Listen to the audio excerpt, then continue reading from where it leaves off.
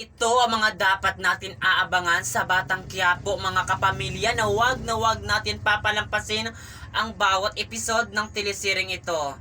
Nakakalungkot na isipin na talagang ginawa lahat ni Tanggol para kay Mukang, para matulungan talaga itong si Mukang na mapagari ang kanyang ama, pero isang iglap lang talaga ay titigil na itong si Mukang dahil magpapaalam na ito kay Tanggol at sasama na siya dito kay Ramon kasi nga magpapakasal siya dito sa lalaking ito kasi nga sigurado na siya sa kanyang buhay kasi mayaman si Ramon at makapangyarihan, kayang ibigay ni Ramon ang lahat ng pangailangan ni Mukang, kaya hindi nagdalawang isip si Mukang na sumama dito at magpapakasal dito. Kaya ito ay napakasakit para talaga kay Tanggol na pinagpalit lang siya sa isang lalaki na mayaman. Pero ang hindi alam ni Mukang kung sino nga ba itong pinagpalit niya. Ano nga bang relasyon ni Ramon dito kay Tanggol? At yan ang abangan natin dito sa Batang Quiapo kasi paganda na talaga ang mga pangyayari ng telesering ito na wag natin papalampasin.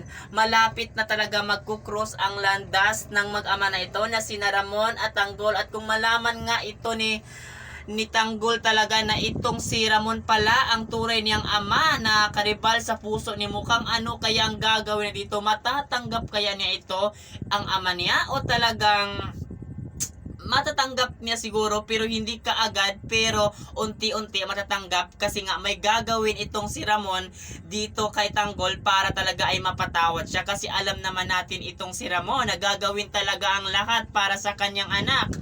Kahit ano pa yan para lang talaga ay maging okay sila ulit ng kanyang anak. Kaya naman mga kapuso, mga kapamilya, abangan natin ito, ang Batang Quiapo, na wag natin papalampasin ang bawat episode ng telesering ito. Paniguradong may pangyayari dito na hindi natin inasahan na ito ay mangyayari sa Batang Quiapo. Kaya ano pang ginagawa niyo? Manood kayo palagi dito.